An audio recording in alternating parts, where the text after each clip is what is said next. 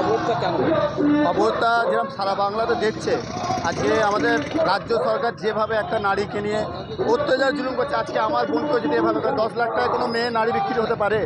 10 লাখ টাকাকে মেয়ের জিন্দিগি কিনতে চাইছে, কিভাবে হয়? আমি ওনাকে প্রশ্ন করি, পশ্চিমবাংলার যিনি মুখ্যমন্ত্রী হয়েছে উনি ওনার বৌমাকে 10 লাখ টাকা বিক্রি করতে পারেন? অনেক এখানে পয়সাওয়ালা লোক আছে।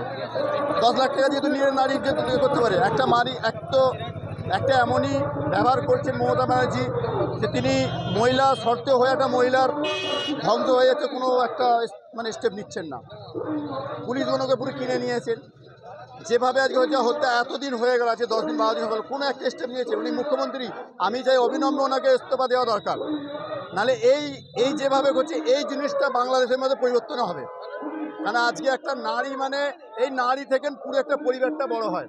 একটা মেয়ের পেছনে মা হয়, মায়ের পেছনে বাচ্চা হয়, বাচ্চার পরে একটা পরিবার বাড়তে থাকে।